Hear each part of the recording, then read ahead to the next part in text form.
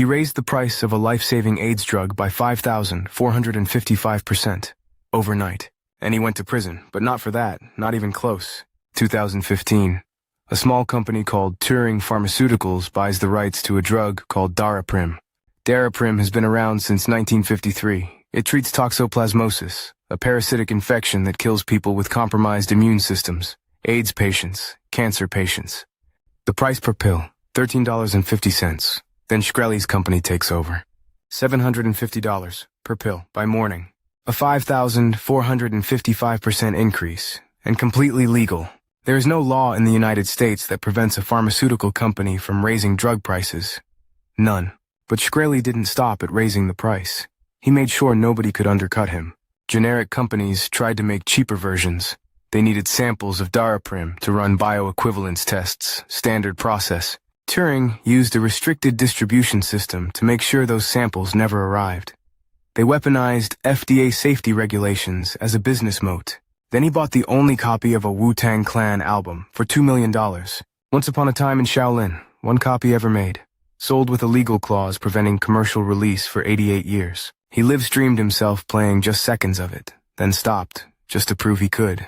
Then came Congress, February 2016, a hearing room full of cameras. Shkreli sat at the witness table, invoked the Fifth Amendment over and over, and smirked. That smirk.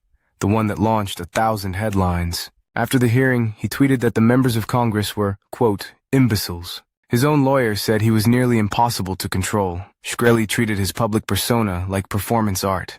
Every network, every headline, every outraged senator, all part of the show, and he knew it. So the whole country hated him. Then they arrested him, and everyone assumed it was for the drug pricing. It wasn't. Martin Shkreli was convicted of securities fraud for running what prosecutors called a Ponzi-like scheme with his hedge funds. He lost money in his hedge funds, used stock from Retrofin, a company he founded, to pay back his investors. His investors actually made money, every single one of them. His supporters still argue the conviction was political, that he was punished for being hated, not for the crime. Meanwhile, while everyone was screaming about Shkreli, other companies were doing the exact same thing, bigger. Mylan raised EpiPen prices by over 400%. EpiPens, the thing that stops children from dying of allergic reactions. Millions more patients affected than Daraprim ever touched. 0 criminal charges. The difference? Mylan's CEO went on TV and said sorry. Shkreli went on TV and smiled. He became the villain not because he was the worst, but because he refused to pretend he wasn't doing it. 7 years, federal prison. The album gets seized by the United States government. The U.S. government sold the only Wu-Tang Clan album ever made to an undisclosed buyer for an undisclosed amount.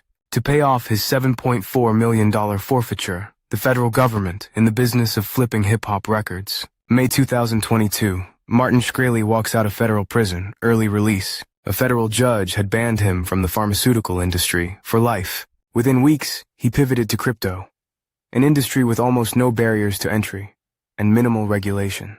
He launched a crypto token called Martin Shkreli Inu, built a DeFi platform called Drug-like, claimed it would use blockchain to decentralize drug discovery. Banned from pharma. Doing pharma on the blockchain, nobody stopped him. He became a fixture in Deegan finance culture, trading advice on social media, Twitter spaces, Discord calls. The internet didn't just forgive him, it adopted him. Shkreli didn't break the system. He showed us the system. The gap between legal and ethical in pharma isn't a bug. It's the architecture. The gap between legal and ethical in finance is the same blueprint. Different building. Shkreli just refused to be polite about it. That's the whole story. That's why the internet can't look away. Not because he's the worst, because he's the most visible. The next Shkreli is already out there. They're just better at smiling. If you like stories like these, please like and subscribe.